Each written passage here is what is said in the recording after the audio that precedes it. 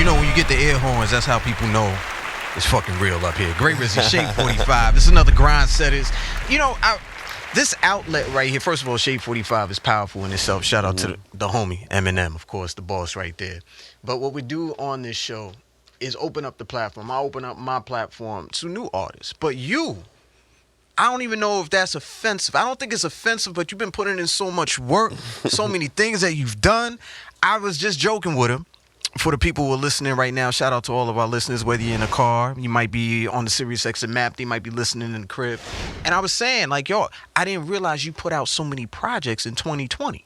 Yeah. That was crazy. But before you even get it, because people understand the voice, shout out to my man. Mesa's in the building. Let's clap it up for the homie up in here. Thank you, Rizzy. Thank you, bro. New Jersey.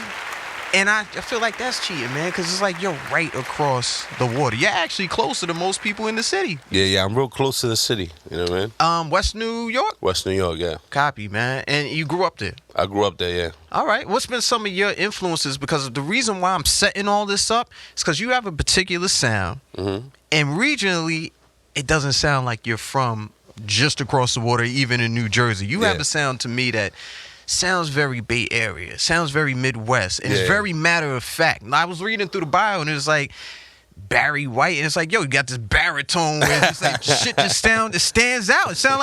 It really sounds like some really high level pimp shit to me.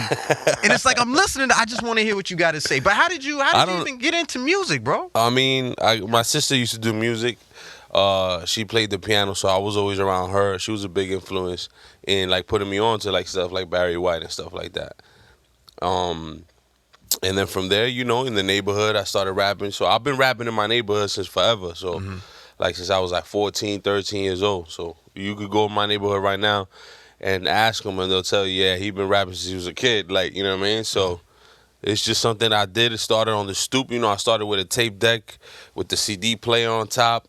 The microphone that you would plug into the stereo. Right, into the aux, yeah. Yeah, so instrumental CD, let the instrumental rock, then hit record and play on the tape deck, and it was one take. There was no, let me punch in around that time. You had to get that shit right the first time. 100%, man. Yeah, you know what I mean? We'll get the bootleg instrumental mixtapes, you know what I mean? Well, you've come a long way, man. I mean, Thank from you, that, man. and when you're looking at that right there is foundation to me. Because a lot of kids don't even know what it is to have that type of pressure, to have to do that one take Jake. You know, you got to do it straight through. Now people, you know, they Fruity Loops, all this shit, they could just play with it and it sounds like a 100% clear song. No, yeah. Because they've done all the editing in it.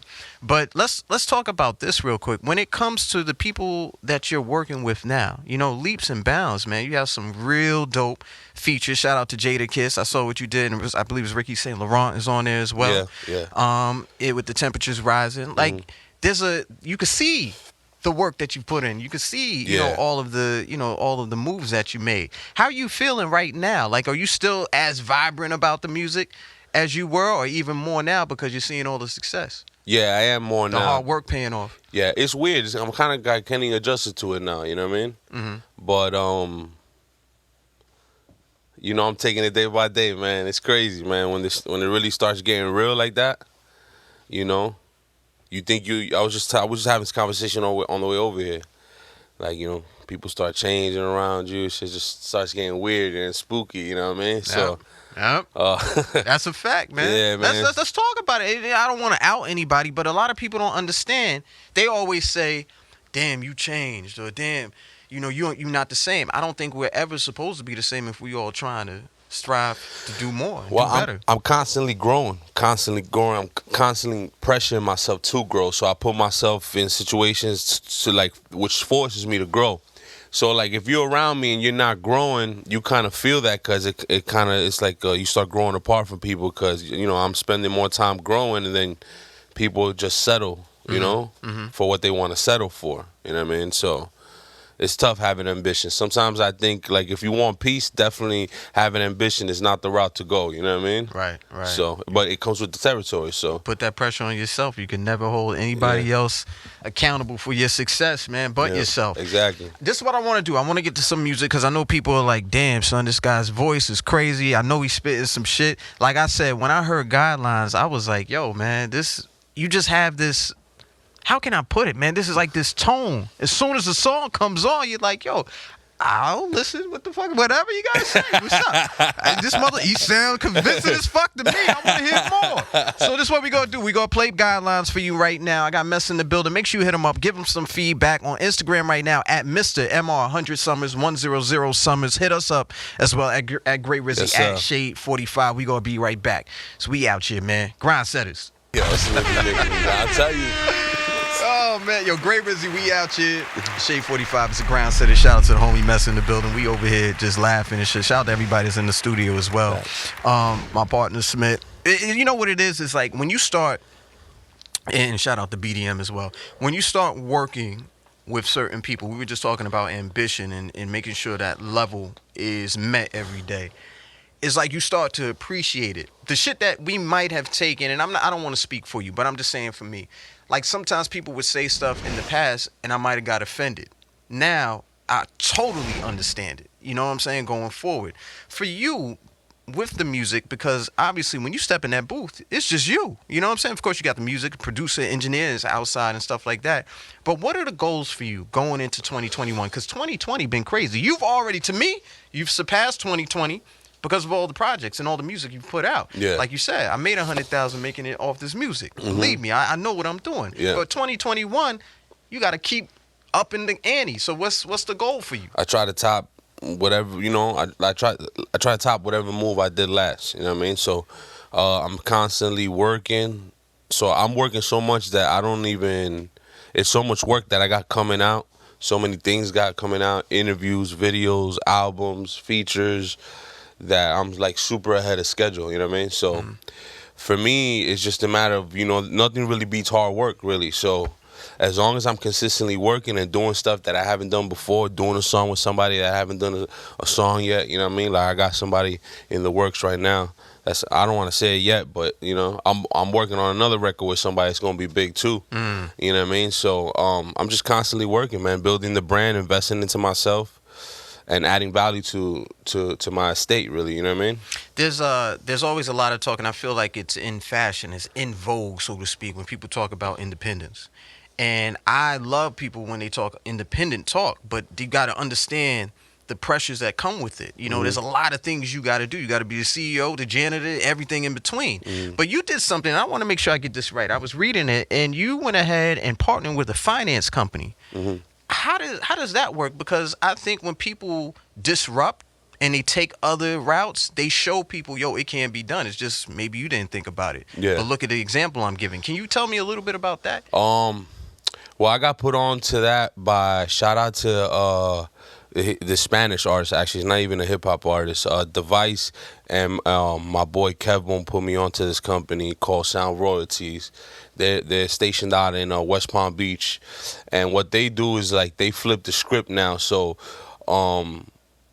it's not the same way that, you know, labels would work it. Now it's different. They encourage you to be independent, and they encourage you to own your catalog, and they'll finance you and give you royalty advances based on projections on how much, let's say, your catalog is going to make within the next 3 years, and you do a 3-year term with them.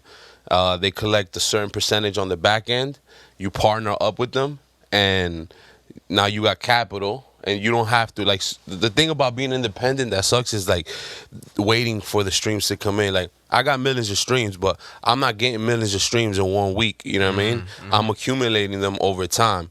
So which means that the money is also going to come in over time. But what's genius about Sound Royalties is that I can go to them, they see in black and white that my catalog is generating money, and they see an opportunity for themselves to make money too, like on the back end with the interest, and now they're giving me 30, 40 grand up front, and I just got to recoup it back, you know what I mean? But I'm still in control of my masters, of my catalog. It's just a new system that they created now. They kind of knew this company. They've been around for a couple of years, but a lot of people don't know about this stuff, you know what I mean? Right. I think what happens too, and I think we could do a whole show, hour and a half just talking about this.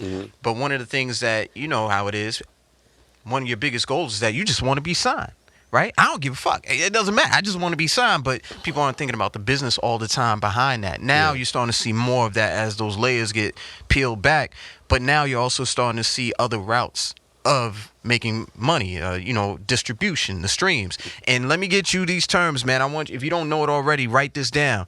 In some businesses, you have net 30, net 60, net 90. What Mesa is talking about, sometimes you're talking about net 9 months, net 12 months before you actually start seeing that money come in from your royalties and stuff. But the fact that you put it in that work and that business is like, no, we see it. We see exactly what's going on. We're forecasting it. Says a lot about the work that you put in and the successes that you're seeing.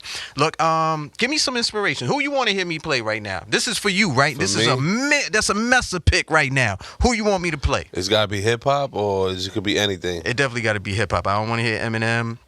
I don't want to hear my program director. I want to hear like, what the fuck? What are you playing? Bachata? What the hell what's going on over there, man?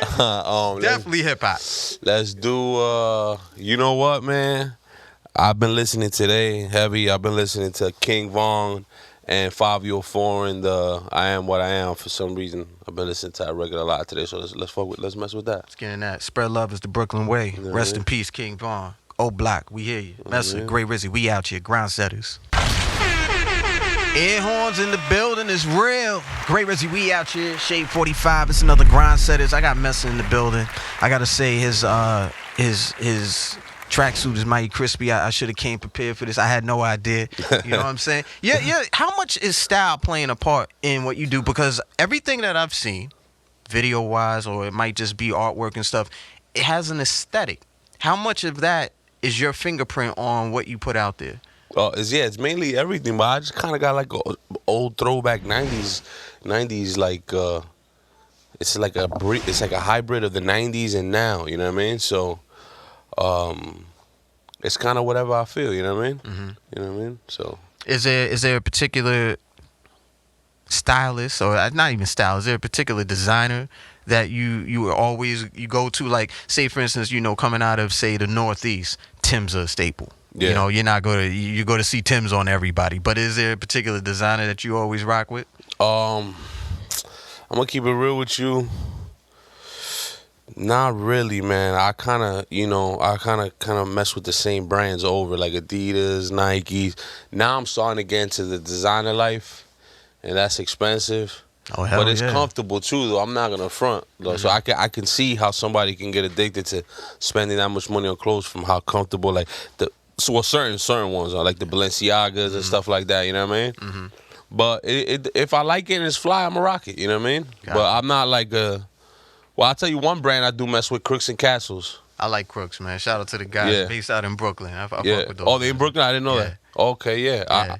I just ordered from them. I just ordered an ill-ass tracksuit from them a couple weeks ago, and I brought it back, and people was like, damn, I ain't seen Crooks in a minute. I was like, yeah, you got to go on their website. They got some heat. Crooks might need to send you a check. Shit, we just talked. Damn, I fucked up, man. We talked about him. I ain't even we got to make sure we call Crooks and Castle. We might need some sponsorship over here, man. But look, getting right back to the business, man. Mesa, you got this next song I want to get into before we get out of here. How You Like Me Now. This is off Cloth Talk. Now, you just dropped this project. Yeah. Early in November, I think like the 6th or some first Friday in November. Yeah, November 6th. Yeah, right? November 6th. What's this whole project about? How you like? When you say How You Like Me Now, of course, if you're a hip hop head, you think about Kool Moe Dee. But for Cloth Talk, we were just talking about clothes. What's that project about? Cloth Talk is kind of just that language that people don't speak anymore. The principles that people don't follow anymore. People don't keep their word anymore. Nobody has integrity. That's type of morals and stuff like that. So it's kind of like that code that the old heads taught me when I was growing up. How important is it to you? I live by it. Yeah. Discipline. So, discipline, respect, you know what I mean? Respect for your elders, all that, you know what I mean? There's a big disconnect right now. So I kind of like that's what I try to put out, you know what I mean? Copy. Within me, and that's what I try to breed within my team, you know what I mean? Copy. Well, I tell you, man, when you walked into the studio here at PVA in Harlem, man, it was a level of respect that a lot of people, you could give a master class in it and just saying what's up to everybody. It'd be simple shit that people just go over their heads. I don't know why they don't get it. Extending your hand, saying hello to everybody in the room and stuff like this. There's just certain shit outside of your voice and of course the music that's going to make people rock with you is the reason why I'm like, yo, Mesa, we definitely got to connect. No, and I appreciate you stopping through, man. Doubt, for real. no doubt. Thank you, bro. No doubt. Look, man, everybody tap in with Mesa right now on Instagram at Mr. 100 Summers, MR100SUMMERS. Make sure you tap in with him, especially on all DSPs. The music is out there. You know what I'm saying? What about Twitter, Facebook, website? My else? website is officialmesa.com. I'm super active on my Instagram at Mr. 100 Summers. I don't really be on Twitter like that, keep it a bug, but you know what I mean? I'm waiting for the day to somebody to put the bug in my head telling me to start a Twitter, but I got one, I just don't use it, you know what I mean? Well, for right now, you already heard. Go to the website, make sure you tapping with them on the IG, and facts. definitely turn all this up. Before we get to the music, make sure you go ahead and tap in with us at Shade45, at Gray Rizzy, and if you miss any part of this interview, you could catch it on demand, SiriusXM.com/on-demand or on the app on your iPhone and Android. Just look Mesa, MESA, at Gray Rizzy, at Shade45. It's a grind, says I appreciate y'all time. Now turn this fucking music up. That talk be cheap, you know what I mean? The Brooklyn way. BDM, we out here, whoa. Another grind, says baby.